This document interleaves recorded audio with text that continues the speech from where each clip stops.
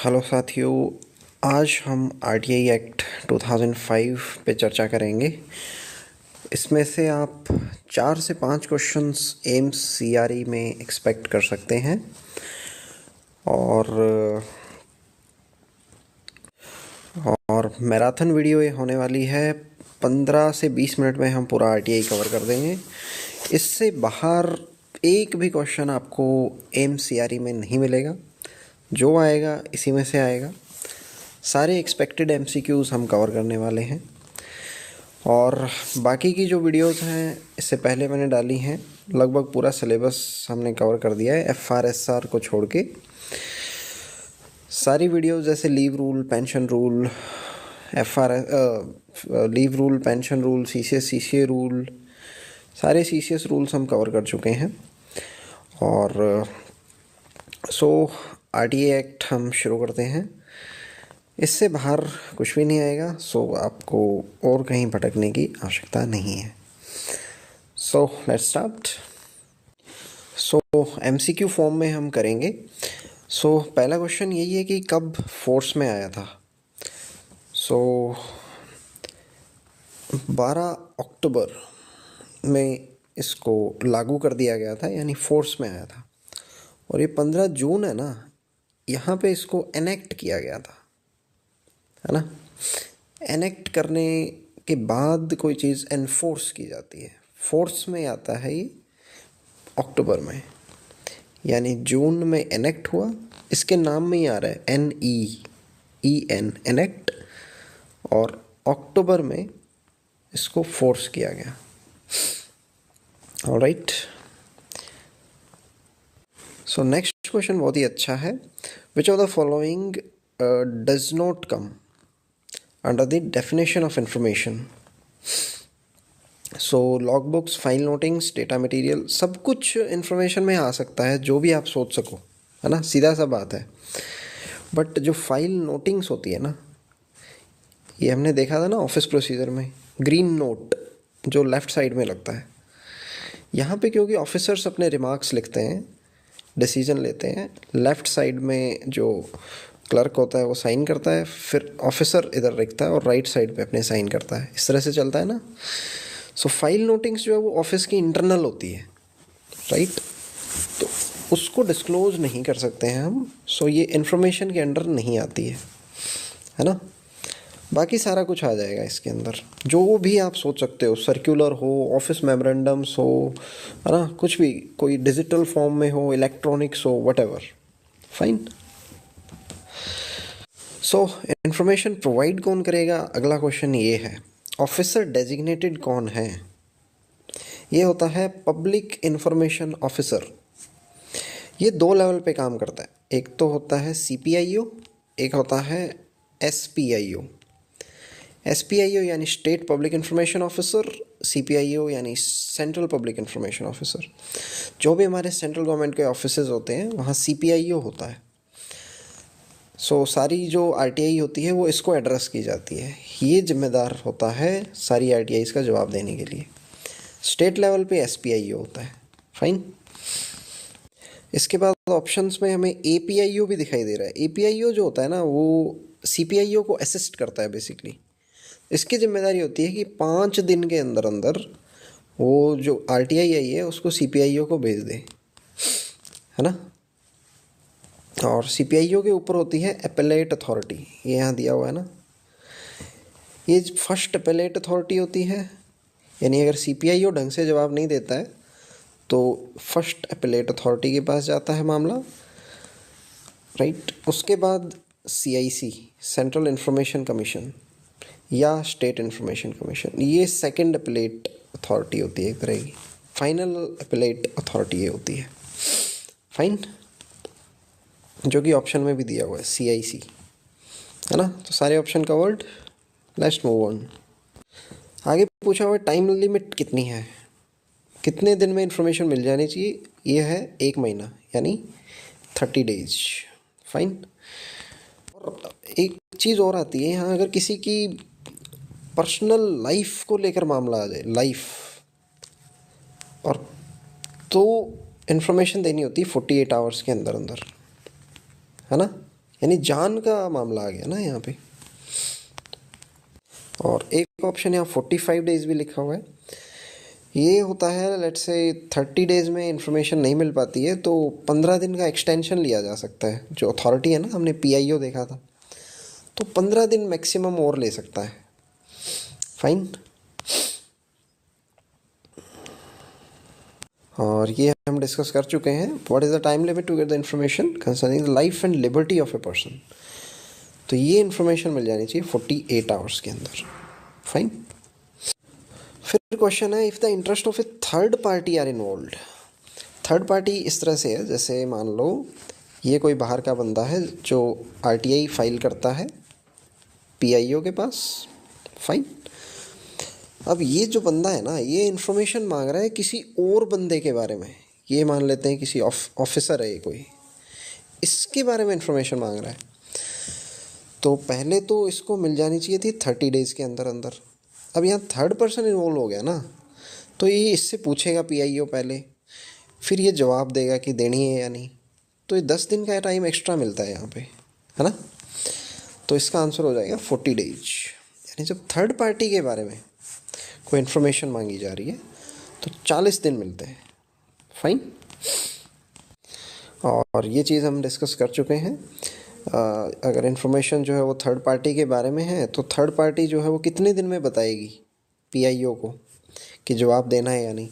तो वो हो गया 10 डेज, है ना। तो 30 + 10 40 डेज मिलते हैं पूरे पीआईओ को जवाब देने के लिए, अगर इन्फॉर्मेशन थर्ड पार्टी के बारे में पूछी गई है। फाइन। नेक्स्ट क्वेश्चन है फ़ी के बारे में। फीस 10 रुपये लगती है, सीधी सी बात है। ये आप ऐसे ध्यान रख सकते हैं, जो मिनिमम नोट है वो 10 रुपये का चलता है आजकल। सो 10 रुपये दो और आरटीआई के तहत इन्फॉर्मेशन लो। फाइन। अगला क्वेश्चन है, फर्स्ट अपील कितने दिन के बाद फर्स्ट अपीलेट अथॉरिटी के पास भेजी जा सकती है। ये होगा, सिंपल सी बात है, 30 डेज मिलते हैं। इसको समझने का प्रयास करते हैं। मान लो कोई पर्सन है, इसने इन्फॉर्मेशन मांगी है पीआईओ से, है ना। तो इसको ये मिल जानी चाहिए इन्फॉर्मेशन 30 डेज में। फाइन। अदरवाइज़ ये बंदा जो है ये चला जाएगा फर्स्ट अपीलेट अथॉरिटी के पास, है ना। सो ये कितने दिन बाद जाएगा, ये 30 डेज मिले थे ना इसको जवाब देने के लिए। तो 30 डेज ये वेट करेगा, उसके बाद ये अपीलेट अथॉरिटी के पास जाएगा। फर्स्ट अपीलेट अथॉरिटी ने मान लो जवाब नहीं दिया है तो ये 90 डेज़ के बाद सेकंड अपील फाइल कर सकता है। सेकंड अपील, है ना, जो जाएगी सीआईसी में या एसआईसी में।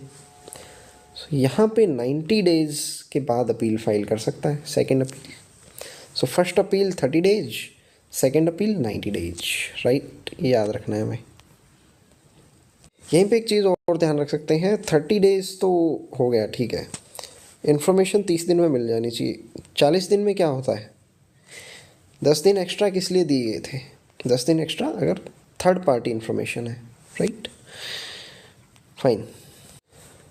और जो फर्स्ट अपील हमने फाइल की है 30 दिन के बाद, उस फर्स्ट अपील को डिस्पोज करने के लिए फर्स्ट अपीलेट अथॉरिटी के पास कितने दिन का टाइम है, वो भी 30 डेज है ना। सारी लिमिट्स 30 डेज है, बस आगे जो आएगा ना एक 90 डेज आएगा, वो ध्यान रखना है वो कहाँ आएगा, ठीक है। Let's see. So next question है, ये जो फर्स्ट अपील होती है ना, इसको डिस्पोज ऑफ करने के लिए थोड़ा सा एक्स्ट्रा टाइम भी लिया जा सकता है। 30 दिन मिलते हैं ना डिस्पोज ऑफ करने के लिए, क्योंकि फर्स्ट अपीलेट अथॉरिटी थोड़ी सी बिजी होती है, सीनियर अधिकारी होता है, तो वो कह सकता है 15 दिन और दे दो मुझे, 15 डेज। सो ये आंसर, ये बहुत इंपॉर्टेंट डेज है, ये कंफ्यूज कर सकते हैं हमें, है ना। तो इसको याद करने का तरीका ये है, 30 दिन तो मिलते ही मिलते हैं, वो कहता है 30 का आधा और दे दो मुझे। 30 तो आप दे ही रहे हो, 30 का आधा 15, यानी 15 और दे दो। फाइन। अगला क्वेश्चन है, the long title of RTI seeks to promote what, transparency, है ना। ट्रांसपेरेंसी रहे, क्योंकि इन्फॉर्मेशन मिलेगी अगर हमें तो सबको इन्फॉर्मेशन मिल गई, यानी सब कुछ ओपन हो गया। ओपन का मतलब क्या है? ट्रांसपेरेंट, सबको सब कुछ पता है, सारी इन्फॉर्मेशन है सब लोगों के पास, पब्लिक के पास, यानी transparency. Fine. Okay, so next है कि सेकंड अपील, जो कि मैंने बताया की जाती है CIC या SIC के पास। ये कितने दिन में कर सकता है बंदा? जैसे कि ये पर्सन था, फिर से देखते हैं, इसने PIO को भेजा, ठीक है, PIO को 30 दिन का टाइम मिला, PIO ने इन्फॉर्मेशन ढंग से नहीं दी, कुछ भी हुआ, तो इसने 30 दिन के अंदर फिर से फर्स्ट अपीलेट अथॉरिटी के पास भेज दी। फर्स्ट अपीलेट अथॉरिटी को मिले थे 30 दिन, ठीक है, बट 30 दिन में ये नहीं दे पाया, तो यहाँ से वो शुरू करेगा 90 डेज, और फिर वो अपील भेज सकता है CIC को, राइट। ये 90 डेज यहाँ आएंगे, है ना।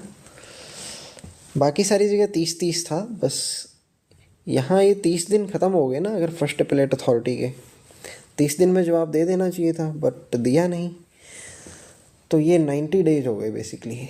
यहाँ पे 90 डेज का टाइम मिलेगा अपील करने का, है ना। सो इसके पास इफेक्टिवली देखा जाए तो ये 120 दिन तक वेट करेगा। 90 डेज ये, 30 दिन ये, इस पीरियड में वो कभी भी अपील कर सकता है। फाइन। ये 90 दिन चले गए तो उसके बाद कोई अपील वगैरह का क्लॉज नहीं है, वो चला जाएगा। फाइन। और फिर देखो, यहाँ पे हमारे पास ये पर्सन था, इसने PIO को भेजा, PIO के पास 30 दिन थे, है ना, 30 दिन। फिर यहाँ हमारा फर्स्ट अपीलेट अथॉरिटी, इसके पास भी 30 दिन थे। फिर ये मामला गया CIC के पास। यहाँ पे इस CIC के पास है ना, कोई टाइम लिमिट नहीं दी हुई, नो टाइम लिमिट, ये ध्यान रखना है कि ये कितने दिन में डिस्पोज ऑफ करेगा। CIC इस मामले में फ्री है ना। और एक ऑप्शन इसमें 45 डेज दिया हुआ है। 45 डेज क्या था? 45 डेज आता है यूजुअली जो फर्स्ट अपीलेट अथॉरिटी होती है ना, उसको टाइम मिलता है 30 दिन का, 15 दिन का वो एक्सटेंशन ले सकती है ना। सो 45 डेज इफेक्टिवली हो जाते हैं। फाइन। और फिर बताओ मुझे कि यहाँ पे अगर जवाब नहीं मिला है उसको, पर्सन को, तो कितने दिन के अंदर अंदर सेकंड अपील फाइल करेगा? That is 90 days. सो इस तरह से हमें याद रखनी है चीज़ें। फाइन। हाँ, सो अब देख लेते हैं हम, जो सेंट्रल इंफॉर्मेशन कमिश्नर होता है ना, उसको अपॉइंटमेंट के लिए कमेटी होती है। और तो CIC एक पोस्ट है, सेंट्रल इंफॉर्मेशन कमीशन। ये एक स्टैट्यूटरी बॉडी है। स्टैट्यूटरी यानी कि एक्ट के तहत बनी हुई, हमने देखा है ना, RTI एक्ट। सो ये एक स्टैट्यूटरी बॉडी है। सो इसको हेड करता है CIC, चीफ इंफॉर्मेशन कमिश्नर, और इसके साथ होते हैं 10 इंफॉर्मेशन कमिश्नर्स, राइट। इसको याद करने का तरीका ये है, ये जो IC लिखा हुआ है ना, दिस लुक्स लाइक 10 ओनली। इसको अगर ऐसा कर दो ना आप, तो ये 10 ही तो है, और क्या है। बस याद करने का तरीका है। CIC हो गया, और 10 इसके साथ इसकी हेल्प करने के लिए इंफॉर्मेशन कमिश्नर्स। फाइन। पहले ये हुआ करता था, इनको अपॉइंट किया जाता था 5 साल के टर्म्स के लिए, प्लस 65 ईयर्स की एज जब तक ना हो जाए। अब ये जो RTI अमेंडमेंट बिल 2019 आया है, उसके तहत इसको हटा दिया गया है। अब सेंट्रल गवर्नमेंट डिटरमाइन करेगी कब तक रहेंगे ये।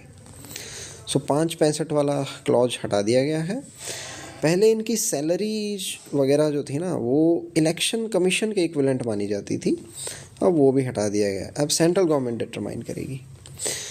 सो अब चेंज ये हुआ है कि सेंट्रल गवर्नमेंट बताएगी कि ये कब तक रहेंगे और क्या सैलरी मिलेगी। सैलरी और टेन्योर ये सेंट्रल गवर्नमेंट डिटरमाइन करेगी। पहले टेन्योर 565 होता था, अब ये हट गया है। सैलरी पहले इलेक्शन कमीशन के इक्विवेलेंट होती थी, ये हट गई है, अब सेंट्रल गवर्नमेंट डिटरमाइन करेगी। सो हम मेन क्वेश्चन पे आ जाते हैं। CIC को अपॉइंट करता है प्राइम मिनिस्टर, और प्राइम मिनिस्टर के ही एक साथ हो जाएगा हमारा एक union cabinet minister. Cabinet minister में हमारा होम मिनिस्टर हो सकते हैं, फाइनेंस मिनिस्टर भी हो सकते हैं, है ना, डिफेंस मिनिस्टर, ये कैबिनेट होती है जिसमें बड़े बड़े मिनिस्टर्स होते हैं हमारे। इसमें मिनिस्टर ऑफ स्टेट्स नहीं होते हैं, मिनिस्टर ऑफ स्टेट होता है ना, राज्य मंत्री, ये नहीं होगा। फाइन। सो और एक हो जाएगा लीडर ऑफ अपोजिशन, एक अपोजिशन का बंदा भी होता है इसमें, ये याद रखना है हमें। हाँ, उसके बाद क्वेश्चन आता है CIC को कौन अपॉइंट करता है? डैट इज़ प्रेसिडेंट, राष्ट्रपति अपॉइंट करता है। और किस बेसिस पे करता है? कमेटी हमने देखी जिसमें प्राइम मिनिस्टर होता है और एक कैबिनेट मिनिस्टर होता है और एक लीडर ऑफ अपोजिशन होता है। फाइन। पहले 5 साल तक का पीरियड था और 65 साल जब तक ना हो जाए, अब ये हटा दिया गया है। नेक्स्ट क्वेश्चन है RTA एक्ट के तहत ग्राउंड्स फॉर कंप्लेन क्या हो सकते हैं? किस बेसिस पे आप कंप्लेन कर सकते हो? किसके पास? फर्स्ट एपेलेट अथॉरिटी के पास। कंप्लेन यही हो सकती है कि भाई PIO ने फ़ीस वगैरह ज़्यादा मांग ली, फॉल्स इन्फॉर्मेशन दे दी, है ना, और any matter relating to requesting और ऑब्टेनिंग एक्सेस टू रिकॉर्ड्स, ये सब कंप्लेंट्स हो सकती हैं, इसमें कोई डाउट नहीं है, सारे सही हैं। नेक्स्ट। सो ये क्वेश्चन आ गया, shall be appointed for a term of dash, ये पहले होता था 5-65, अब ये हटा दिया गया है ना। एक बार दिखा देता हूँ मैं आपको। सो ये चीज़ आप यहाँ देख सकते हैं, टर्म पहले ये होता था 5 years, अब centre will notify the tenure, है ना।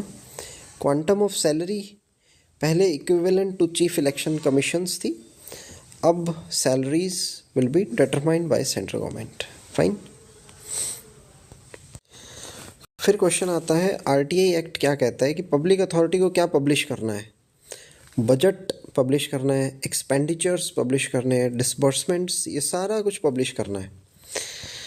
सो ये हम यहाँ पे देख सकते हैं चैप्टर 2 में 4, एवरी पब्लिक अथॉरिटी शैल, एक तो ये मेंटेन करेगी सारे रिकॉर्ड्स वगैरह, ठीक है, publish with in 120 days from the enactment, यानी 120 दिन के अंदर अंदर, ये याद रखना है हमें, 120 यानी कि 4 महीने। सो 120 दिन के अंदर अंदर सारी इन्फॉर्मेशन पब्लिश करनी है। ये आप एक बेसिक नज़र मार सकते हैं, इसमें वही पर्टिकुलर्स ऑर्गेनाइजेशन के बारे में है, रूल रेगुलेशन स्टेटमेंट, है ना। यहाँ कंफ्यूजिंग ये कर सकता है, द मंथली रिम्यूनरेशन रिसीव्ड, यानी किसको कितनी सैलरी मिल रही है वो भी बताना है, बजट ये भी बताना है, राइट, कोई सब्सिडी प्रोग्राम चल रहा है ना।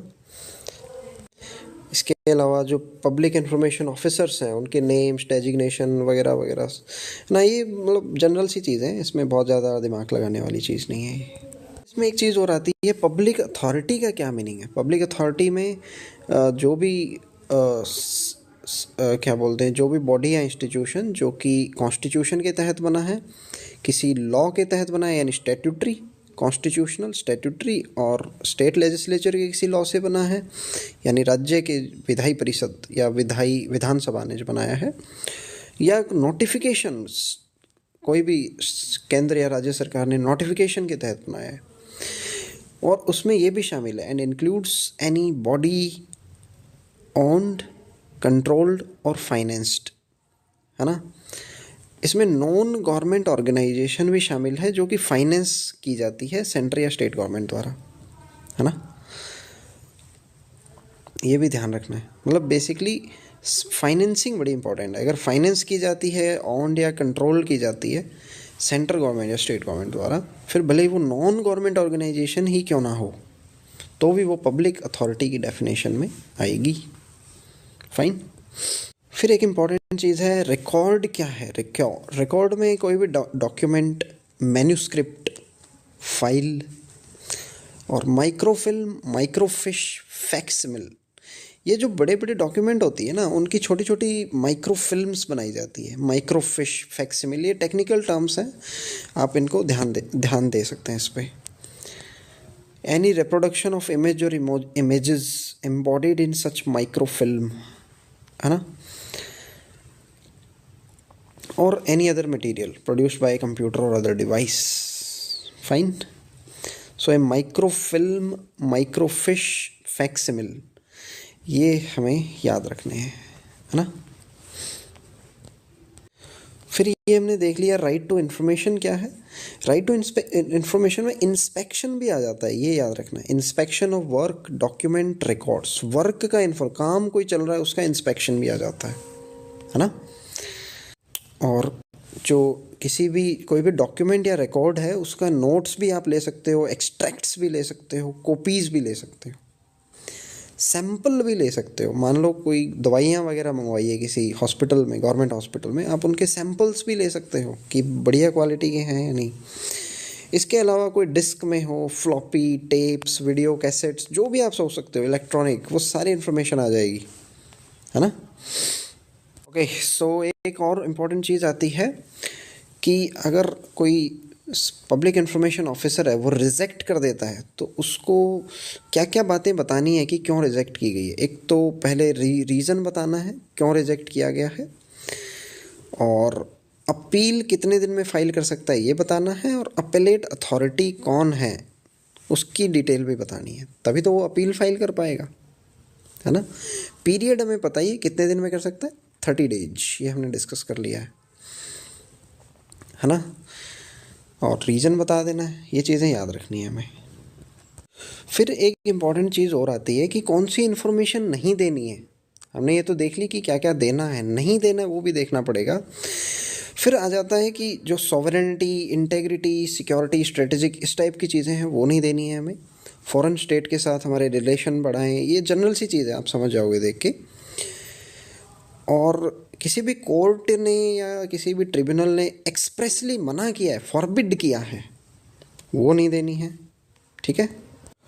फिर ऐसी इंफॉर्मेशन जिसके डिस्क्लोजर से ब्रीच ऑफ प्रिविलेज होता है, किसी भी पार्लियामेंट या स्टेट लेजिस्लेचर यानी विधानसभा या लोकसभा, राज्यसभा, संसद, इनका अगर ब्रीच ऑफ प्रिविलेज, इनको जो विशेषाधिकार मिला हुआ है उसका अगर ब्रीच हो रहा है तो वैसी इन्फॉर्मेशन को डिस्क्लोज नहीं करना है। और फिर ये बहुत इंपॉर्टेंट चीज़ है, इसको भी आप देख, किसी की इंटेलेक्चुअल प्रॉपर्टी है, कोई ट्रेड सीक्रेट्स हैं, कमर्शियल कॉन्फिडेंस है, इस टाइप की चीज़ें नहीं देनी है ना। इंटेलेक्चुअल प्रॉपर्टी जो है ना उसकी रक्षा की जानी चाहिए किसी भी राज्य में, किसी भी देश में, तभी तो वहाँ पे इनोवेशन हो पाएगा, है ना। उसके बाद है information available to a person in his fiduciary relationship. Fiduciary relationship, fiduciary एक तरह का वो होता है पर्सन, जैसे बैंक जो है ना वो एक फिड्यूशियरी का एग्जांपल है, क्योंकि उसके पास बहुत सारे लोगों का डेटा होता है, इन्फॉर्मेशन होती है। जैसे म्यूचुअल फंड वाली कंपनी है, उसके पास बहुत सारे लोगों का पैसा होता है जिसको वो मैनेज करता है। फिड्यूशियरी एक तरह का ट्रस्टी समझ लो आप, है ना। एक तरह से ट्रस्टी और बेनिफिशियरीज इसके बहुत सारे हैं, उनके बीच के रिलेशनशिप को फिड्यूशियरी कहते हैं, है ना। तो अगर फिड्यूशियरी रिलेशनशिप में किसी के पास कोई इन्फॉर्मेशन है तो वो आप नहीं दे सकते हैं, है ना, जब तक कि ये ना श्योर हो जाए कि वो लार्जर पब्लिक इंटरेस्ट को सर्व कर रही है ना। फिड्यूशियरी रिलेशनशिप हमें ध्यान रखना है। और फिर फॉरेन गवर्नमेंट से अगर फॉरेन गवर्नमेंट से रिलेटेड इन्फॉर्मेशन अगर रिसीव हुई है वो भी नहीं देनी है, या किसी की पर्सन की सेफ्टी अगर एंडेंजर हो सकती है वैसी इन्फॉर्मेशन भी नहीं देनी है ना।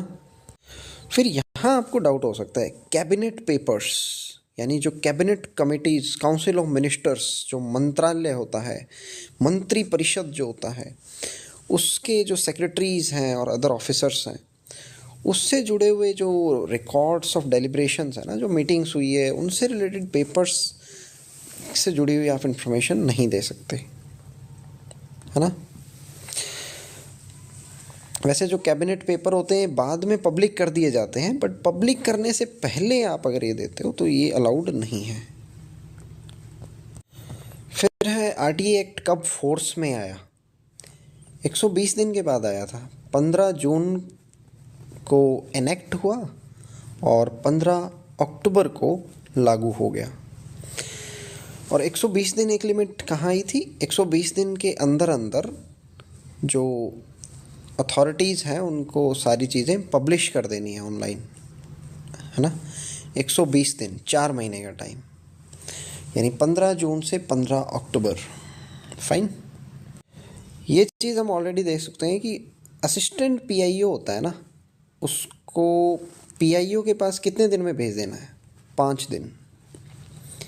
और फिर जो पीआईओ होता है ये 30 दिन के अंदर अंदर उसको इन्फॉर्मेशन देनी होती है। नहीं देता है तो फिर फर्स्ट एपेलेट अथॉरिटी, फिर सेकंड एपेलेट अथॉरिटी, है ना। सो एपीआईओ हमने शुरू में देखा था, ये सीपीआईओ को असिस्ट करता है। सो 5 दिन के अंदर अंदर ये इन्फॉर्मेशन, ये जो आरटीआई आई है ये सीपीआईओ को भेज देता है। सीपीआईओ फिर जवाब देता है 30 दिन के अंदर। फाइन। फिर फर्स्ट एपेलेट अथॉरिटी, और यहाँ पे फर्स्ट एपेलेट अथॉरिटी के पास 30 दिन होते हैं, 15 दिन एक्सटेंशन ले सकती है। उसके बाद 90 डेज के अंदर अंदर सेकंड अपील फाइल करनी होती है, जो कि सीआईसी में जाती है या एसआईसी में जाती है। ये पूरा स्ट्रक्चर हमें ध्यान रखना है। सो अगला क्वेश्चन है, क्या कोई लिमिट भी है कितने पीआईओज और एपीआईओज होने चाहिए? No, there is no such limits. Fine. ये हम देख ही चुके हैं। राइट टू इन्फॉर्मेशन में किसमें? डिस्क, फ्लॉपीज, टेप्स, इसकी फॉर्म में हम ले सकते हैं। फिर ये क्वेश्चन हम देख चुके हैं, राइट टू इन्फॉर्मेशन में क्या क्या आता है? इंस्पेक्ट करना वर्क का, डॉक्यूमेंट का, रिकॉर्ड्स का, और डॉक्यूमेंट्स और रिकॉर्ड्स के नोट्स ले लेना, एक्सट्रैक्ट्स ले लेना, सर्टिफाइड कॉपीज़ ले लेना, सैंपल ले लेना, ये भी आता है ना। इंस्पेक्शन आ गया, सैंपल ले लेना आ गया, है ना। और फिर ये हो गया disk, floppy, tape, video cassettes. इसके अलावा हमने देखा था जो रिकॉर्ड्स होते हैं वो फैक्सिमिल, है ना, इसको जो भी कहते हैं फैक्सिमिल, है ना। या जो माइक्रो फिल्म होती है, माइक्रो फिल्म डॉक्यूमेंट्स की बनती है, माइक्रो फिल्म, है ना। माइक्रो फिश, FICH, फिश, है ना, ये भी आ जाते हैं। फिर आता है ऑब्लिगेशन क्या है पब्लिक अथॉरिटीज़ की। एक तो ये पब्लिश करेंगे पावर एंड ड्यूटीज़ इसके ऑफिसर्स और एम्प्लॉयज़ की, सारे एम्प्लॉयज़ जो भी हैं, LDC, UDC, AA जाओ, सारों की ड्यूटीज़ वगैरह पब्लिश कर दो। प्रोसीजर क्या फॉलो होता है यहाँ पे डिसीजन मेकिंग में वो बता दो, है ना। नॉर्म्स वगैरह क्या सेट हैं वो बता दो, rule, regulation, instructions, manuals, records सारा बता दो ना। फिर है इट शैल नॉट पब्लिश, ये नहीं है, पब्लिश तो करना ही पड़ेगा ना। फाइन। सो क्या आंसर होगा? 1 2 3 4। ये हम देख चुके हैं कौन सी इन्फॉर्मेशन डिस्क्लोज नहीं करनी है। ये सॉवरेनिटी इंटेग्रिटी वाला मामला आ जाए अगर, या साफ साफ मना ही कर दिया गया, फॉरबिडन है कोर्ट ऑफ लॉ द्वारा, या ब्रीच ऑफ प्रिविलेज किसी पार्लियामेंट या स्टेट लेजिस्लेचर का अगर हो रहा है उसमें। फिर हमने देखा था कमर्शियल कॉन्फिडेंस अगर हो, ट्रेड सीक्रेट्स हों, इंटेलेक्चुअल प्रॉपर्टी का वायलेशन हो रहा हो, वो सब इन्फॉर्मेशन हम नहीं दे सकते। ठीक है, सारे आंसर सही हो जाएंगे इसके 1 2 3 4। एग्जाम्पशन का आर्टिकल्स ये हैं, आप देख सकते हैं, वैसे पूछे नहीं जाएंगे। फिर ये क्वेश्चन है कि इन्फॉर्मेशन में क्या आता है? रिकॉर्ड्स तो आते ही आते हैं, डॉक्यूमेंट्स तो आते हैं, ओपिनियन में आपको कन्फ्यूजन हो सकती है। ओपिनियन भी इन्फॉर्मेशन का पार्ट है ना। फिर है एपीआईओ जो है ना, APIO has to forward the first appeal to, किसको फॉरवर्ड करेगा? फर्स्ट एपेलेट अथॉरिटी को। और ये जो एपीआईओ होता है ना, कितने दिन में सीपीआईओ को भेजेगा? आरटीआई 5 दिन, ये याद रखना है ना। एपीआईओ और पीआईओ दोनों आपस में मिलके काम करते हैं बेसिकली। एपीआईओ इसका असिस्टेंट होता है, असिस्टेंट, है ना। सो जो असिस्टेंट है वो पास में ही बैठा है, तो बस 5 दिन का टाइम लगेगा इसको, सीपीआईओ को भेजना है। सीपीआईओ 30 दिन के अंदर इन्फॉर्मेशन दे देगा, नहीं देता है तो फर्स्ट अपील, फिर सेकंड अपील सीआईसी को। फाइन।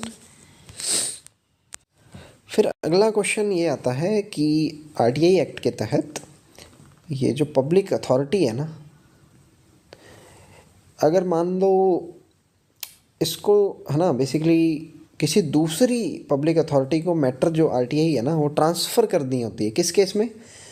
अगर जो इन्फॉर्मेशन है वो परटेन करती है किसी दूसरी पब्लिक अथॉरिटी से, या जो सब्जेक्ट मैटर है उसका वो दूसरी अथॉरिटी से रिलेटेड है। बेसिकली इसमें इतनी सी बात है, मान लो ये कोई पर्सन है, इसने किसी पब्लिक अथॉरिटी को आरटीआई डाली, इस पब्लिक अथॉरिटी को पता चलता है ये मैटर तो हमारा है ही नहीं, तो ये किसी दूसरी पब्लिक अथॉरिटी जिससे जुड़ा हुआ है उसको ये मैटर ट्रांसफ़र कर देगी। दिया हुआ ना, शुड ट्रांसफ़र। तो क्वेश्चन ऐसे भी आ सकता है, उसमें ऑप्शन में दिया होगा कि रिजेक्ट कर देगी या उस बंदे को वापस भेज देगी। नहीं, ऐसा भी नहीं करेगी, रिजेक्ट भी नहीं करेगी, जिस डिपार्टमेंट से जुड़ा हुआ है ना उसको ट्रांसफ़र कर देगी बस, कि भाई ये हमारा मैटर नहीं है, आप इसका जवाब बनाओ, बस ख़त्म बात। ये अच्छा क्वेश्चन है। फर्स्ट अपीलेट अथॉरिटी को कितना टाइम मिलता है अपील डिस्पोज करने? ये हम पढ़ चुके हैं, 30 से 45 दिन। 30 दिन तो सीधे सीधे, 15 दिन एक्सटेंशन मिल जाती है। सो इतना टाइम मिलता है। इसके बाद 90 दिन के अंदर अंदर सेकंड अपील फाइल की जा सकती है अगर फर्स्ट अपीलेट अथॉरिटी के जवाब से संतुष्ट नहीं है बंदा। अगला क्वेश्चन है एपीआईओ क्या रिसीव करेगा? एप्लीकेशंस फॉर इंफॉर्मेशन, ठीक है। फिर ये 5 दिन के अंदर अंदर सीपीआईओ को भेज देगा, खत्म बात। फिर आता है which section deals with severability. ये सेक्शन इंपॉर्टेंट नहीं है बट सेवरेबिलिटी क्या होता है? मान लो आरटीआई एक्ट है, उसके तहत किसी बंदे ने इन्फॉर्मेशन मांगी है, मान लेते हैं इस इन्फॉर्मेशन का कुछ हिस्सा जो है वो जस्टिफाइड है देना और कुछ हिस्सा जो है वो जस्टिफाइड नहीं है, तो जस्टिफाइड नहीं है उसको हटा दो, बाकी तो दो। या इसका एक सेंस और होता है, ये आरटीआई एक्ट है या कोई भी एक्ट है, या बस छोड़ो इतना ही काफ़ी है कि सेवरेबिलिटी मतलब कुछ हिस्सा आपका जस्टिफाइड है, कुछ हिस्सा जस्टिफाइड नहीं है, तो जो नहीं है उसको हटा दो ना, जितना जस्टिफाइड है उतना तो आप लागू करो, उतना तो आप करो, बस इतना सा मतलब है इसका सेवरेबिलिटी, ठीक है। ज़्यादा इंपॉर्टेंट नहीं है but for information you can remember. फिर है पब्लिक अथॉरिटी का मतलब क्या है, ये हम देख चुके हैं। कॉन्स्टिट्यूशन के तहत बनी हो यानी संविधान के तहत बनी हो, कोई लॉ यानी कानून के तहत बनी हो स्टैट्यूटरी बॉडी, या स्टेट लेजिस्लेचर यानी राज्य की विधानसभा के तहत बनी हो, या कोई नोटिफिकेशन इशू किया गया हो भारत सरकार या किसी भी सरकार के द्वारा, वो पब्लिक अथॉरिटी का पार्ट होगी। आरटीआई एक्ट किस पे लागू नहीं है? नॉन गवर्नमेंट ऑर्गेनाइजेशन जो फाइनेंस्ड बाय पॉलिटिकल पार्टीज़ है ना। अगर गवर्नमेंट द्वारा फाइनेंस्ड है फिर तो वो आरटीआई एक्ट के तहत आएगी, अदरवाइज नहीं आएगी। फाइन।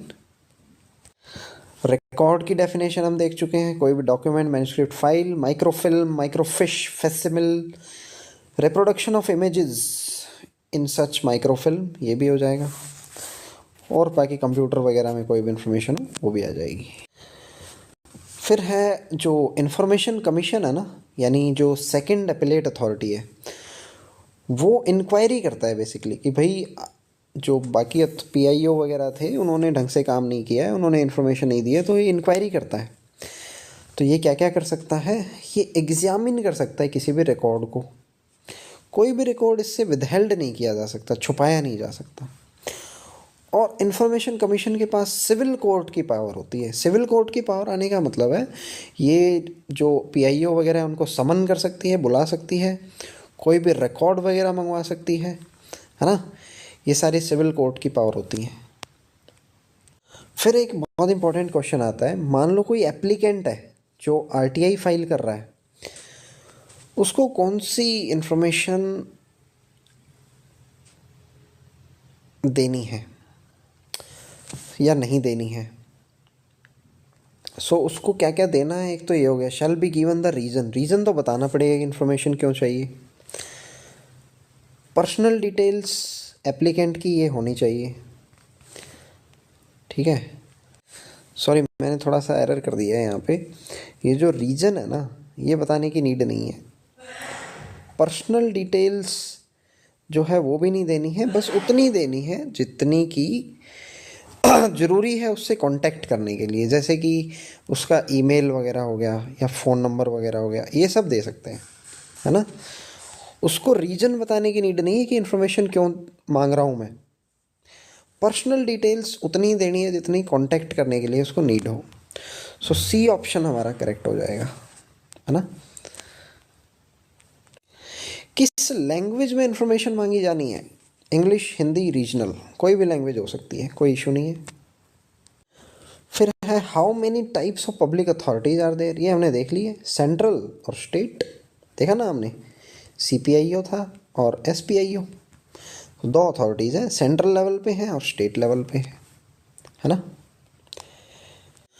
फिर ये हम डिस्कस कर ही चुके हैं कि सेंट्रल और स्टेट इंफॉर्मेशन कमीशन के पास कितना टाइम लिमिट है कंप्लेंट्स वगैरह को देखने के लिए, तो इन पे नो टाइम लिमिट, कोई टाइम लिमिट नहीं है ना। बाकी जो अथॉरिटीज़ थी ना, जैसे सीपीआईओ है, इसको 30 दिन का टाइम मिलता है ना। फिर हमारी जो फर्स्ट अपीलेट अथॉरिटी है उसको भी 30 दिन का मिलता है, प्लस 15 डेज वो एक्सटेंड कर सकती है, सो इतना टाइम मिलता है।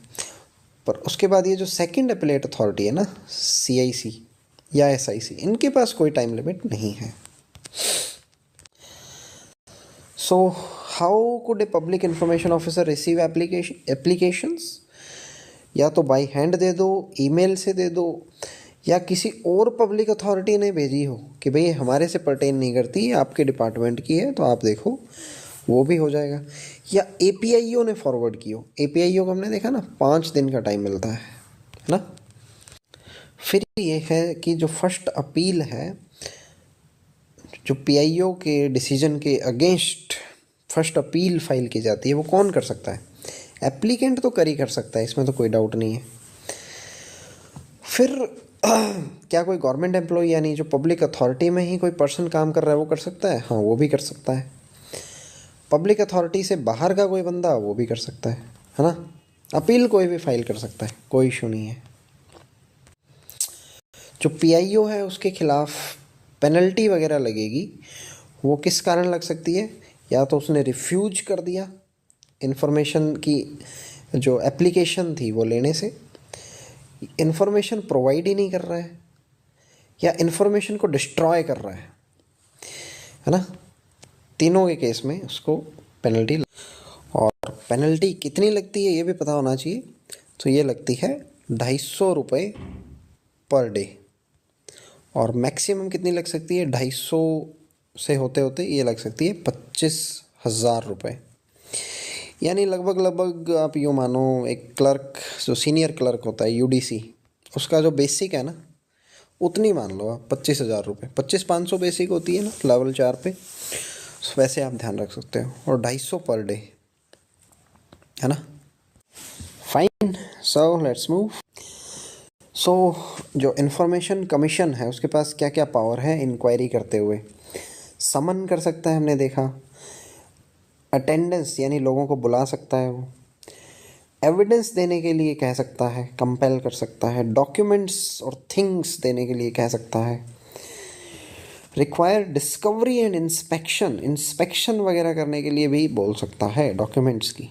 सिंपल बात है, इसमें कोई बहुत ज़्यादा कॉम्प्लिकेटेड नहीं है ना। फिर time limit for filing first appeal, ये हम देख चुके हैं, 30 डेज के अंदर अंदर फर्स्ट अपील करनी है, और सेकंड अपील के लिए 90 डेज मिलते हैं। कितने शेड्यूल्स हैं ये हम देख चुके हैं, देखे नहीं है अभी, 2 शेड्यूल्स हैं, सॉरी। फाइन, शेड्यूल बेसिकली एक तरह की लिस्ट होती है, उसमें कुछ चीज़ें, जैसे हमारा भारत का पहला शेड्यूल है उसमें लिस्ट दी हुई है किसकी, राज्यों के नाम की, जैसे हरियाणा, पंजाब, राजस्थान, ऐसे करके ये हमारे कॉन्स्टिट्यूशन के पहले शेड्यूल में दिया हुआ है। ऐसे करके हमारे 12 शेड्यूल्स हैं ना कॉन्स्टिट्यूशन में, वैसे ही आरटीई एक्ट में दो शेड्यूल है। सेकंड शेड्यूल में दिया हुआ है कि जो हमारी कुछ इंटेलिजेंस और सिक्योरिटी ऑर्गेनाइजेशन है, जैसे कि आईबी है, रॉ है ना, ये जो है ना ये एग्जम्प्टेड है। फाइन। और फर्स्ट शेड्यूल में क्या है? फर्स्ट शेड्यूल में दिया हुआ है ओथ। ओथ किसकी? PIO। हमने देखा ना, PIO पब्लिक इंफॉर्मेशन ऑफिसर। ये हमारा फर्स्ट शेड्यूल में दिया हुआ है, याद रखना है। फाइन।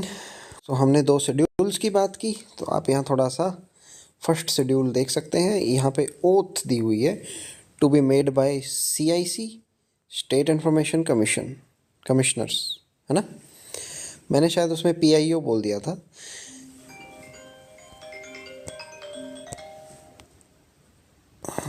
फिर एक क्वेश्चन आता है, कौन एग्जेम्प्टेड है पेमेंट ऑफ फीस से? पर्सन बिलो पॉवर्टी लाइन, ठीक है। BPL वाला SC ST वाला एग्जेम्प्टेड नहीं है, ठीक है। BPL होना चाहिए बंदा, तो उसको 10 रुपये की जो फीस लगती है ना, वो नहीं देनी पड़ेगी। फाइन।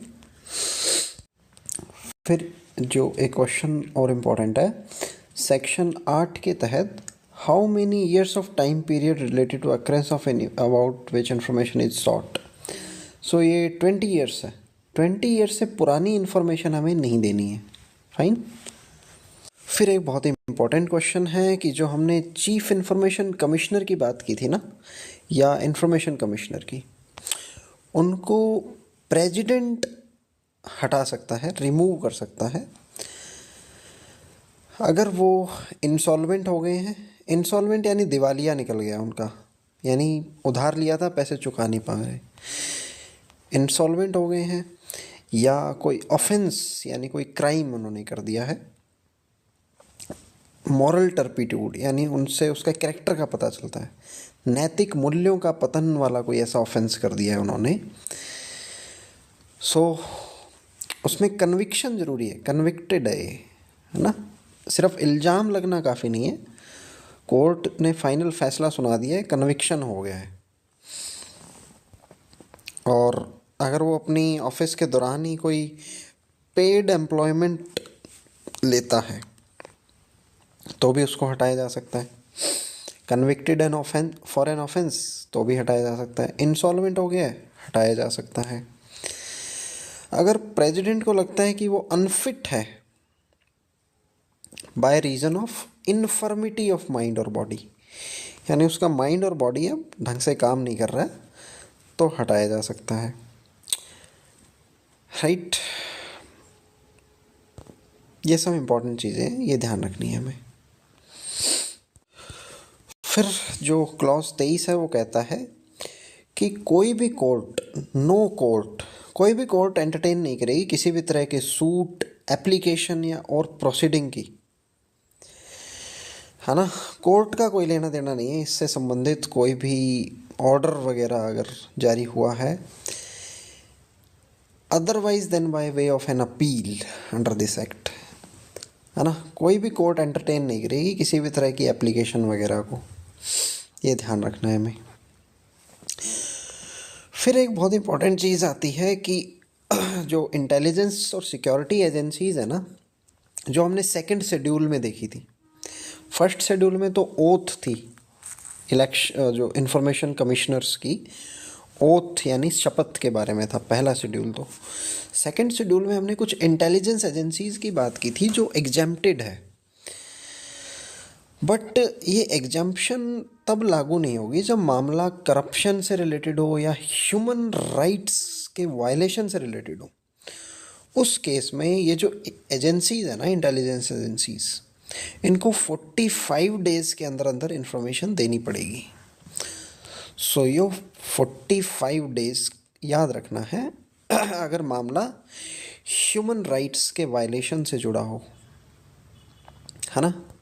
इसको याद करने का कोई तरीका है नहीं, इसको याद रखना पड़ेगा, है ना। 45 डेज। फिर एक क्वेश्चन आता है, हमने देखा था कि एक पब्लिक अथॉरिटी से दूसरी में ट्रांसफ़र कर देना है तो वो कितने दिन में करना है। So that is with in 5 days. 5 दिन के अंदर एक पब्लिक अथॉरिटी जो है वो दूसरी पब्लिक अथॉरिटी को RTI जो है ना ट्रांसफ़र कर देगी, है ना। फाइन। सो इसी के साथ हमारा आरटीआई एक्ट से जुड़े हुए सारे क्वेश्चंस ख़त्म होते हैं और मैं गारंटी के साथ फिर से बोल रहा हूँ, इससे बाहर कोई भी क्वेश्चन नहीं आएगा। सो ये हमारा आरटीआई एक्ट 2005 था। मैंने टारगेट रखा था 20 मिनट्स का, बट 45 मिनट्स ऑलरेडी हो चुके हैं क्योंकि थोड़ा डिटेल में एक्सप्लेनेशन मुझे देनी पड़ी। बट एनीवेज, ये हमारा चैनल है और इसमें हम बाकी की वीडियोज़ जो हैं सीसीएस रूल्स पे मैंने बहुत सारी वीडियोज़ बना दी हैं ऑलरेडी। आप प्लेलिस्ट में जाके देख सकते हैं, CCS rules playlist for MCRE, right. सबसे पहले इसमें मैंने डाला था leave rules, CCA rule penalty वाला है, जीएफआर 2017 जिसकी रिवाइज्ड वीडियो आने वाली है, office procedure most viewed video है हमारी, एलटीसी रूल्स, ये भी बहुत इम्पोर्टेंट था। हाँ, एलटीसी रूल में एक चेंज था कि भाई जो एयर ट्रैवल है ना वो लेवल 9 से शुरू हो जाता है, मैंने उसमें थोड़ा सा एरर कर दिया था, है ना। लेवल 9 ऑनवर्ड्स एयर ट्रैवल लागू है। फिर इसके बाद हमारा था सीसीएस कंडक्ट रूल और पीवाईक्यू डिस्कस किए। सीसीएस पेंशन रूल हमने 2 पार्ट्स में कवर किया। ये बहुत ही बड़े रूल्स थे और इससे क्वेश्चन भी बहुत ज़्यादा आने वाले हैं। अब मैं बता देता हूँ मोटा मोटी हमारा एफआरएसआर पेंडिंग है, इसको हम 2 से 3 वीडियो मैक्स टू मैक्स इसमें एफआरएसआर को कवर कर देंगे अगले 1 वीक के अंदर अंदर। और फिर हमारे छोटे मोटे टॉपिक्स बचेंगे, जैसे कि ट्रैवलिंग अलाउंस का रूल है एक छोटा सा, और एक जॉइनिंग टाइम का रूल है, वो भी बहुत छोटा सा रूल है। और